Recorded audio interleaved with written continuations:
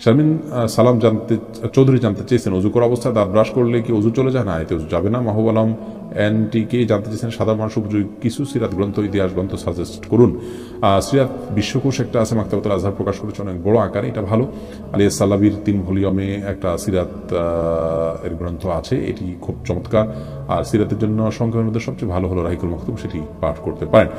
নাইম জানতে চেয়েছেন, শ্বশুর বাড়ি থেকে কোনো কিছু নিলেই কি সেটা যৌতুক হিসেবে গণ্য হবে? না, আপনি যদি তাদেরকে সামাজিক কালচার মেনটেনের অংশ হিসাবে নেন তাহলে সেটি যৌতুক হিসাবে গণ্য হবে। আর তারা যদি নিজেরা খুশি হয়ে, তারা সচ্ছল, নিজেরা একান্ত আন্তরিকভাবে আপনাকে কোনো কিছু গিফট করে, সেটা যৌতুক হবে না। কবি জানতেছেন, কারো নামে মসজিদ রাখা যাবে কিনা? যাবে। ব্যক্তির নামে মসজিদ হওয়াতে কোনো দোষণীয় নেই। ব্যক্তি বা কোনো পরিবার বংশের নামে মসজিদ হয়। সাহাবীদের যুগে মদিনাতেও বিভিন্ন অঞ্চল বা বিভিন্ন গোত্রের নামে মসজিদ হয়েছে। এমডি মুজাহিদ হোসেন জানতেছেন, অজু করার সময় সব অঙ্গ একবার করলে তো হলে কি অজু হবে? অজু হয়ে যাবে। 3বার করে ধোয়াটা সুন্নাত। আশিক জানতেছেন, নগর ব্যবস্থা যেহেতু এক সময় ভেঙে পড়বে, তাই এই সময় শহরে বা নগরে ছেড়ে গ্রামে জীবনযাপন করা কি জরুরি? না, জরুরি নয়। শরীর আমাদেরকে নির্দেশ দেয়নি, কেউ চাইলে নিজে যেতে পারেন, সেটি ভিন্ন বিষয়। এমডি আলামিন সাকি জানতেছেন, কেএফসি খাবার খাওয়া যাবে কি না?